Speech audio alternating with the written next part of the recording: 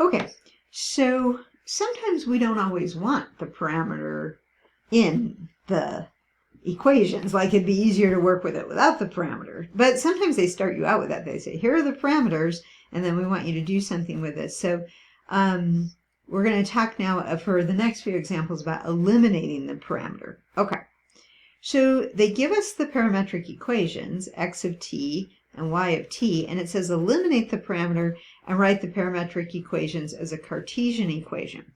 Okay, so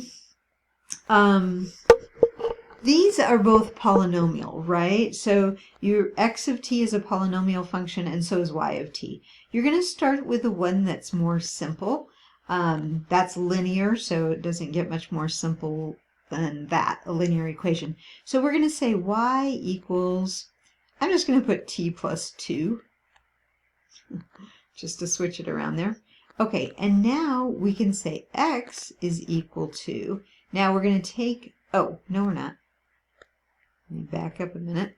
We got to solve for t. Okay, so y is minus 2 is equal to t, right? Okay, now we can plug this in for t into the x equation. So you're going to get x is equal to y minus 2 squared plus 1. So you're going to multiply that out and simplify it. And there you get this equation. Now, you might remember this is like a sideways parabola. But what does it all mean? Like if I wanted to graph this, I could pick a table of value, could make a table of values based on y and x, and I could pick values for y. Maybe I want to pick 0, and maybe I want to pick 1. Maybe I want to pick 2. I don't know. Okay, and so if we were to plug those in, you'd get 5 for x at 0 if y was 0. And if I plug in 1, what do I get? 0.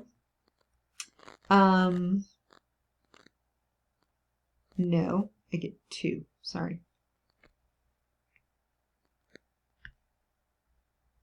Yeah, 1 and 5 is 6. 6 minus 4 is 2. Okay. And if I plugged in 2, I get 2 squared is 4.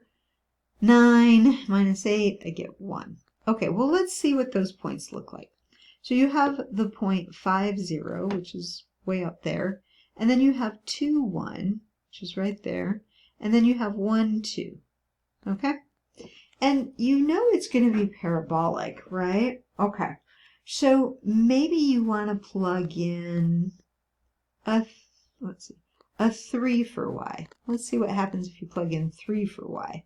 Well, you'd get 9 minus 12 plus 5, or you would get 2. Now see, that's the matching up that you were kind of looking for. So if I go on the x-axis 2 and up 3, I start to get these other points. And maybe I would get another point here if I were to plug in 4. Probably. That looks pretty symmetric. Yeah, let's try it. You'd have, if you plugged in a 4 for y, you'd have 16 minus 16, yeah, plus 5. So that would work also.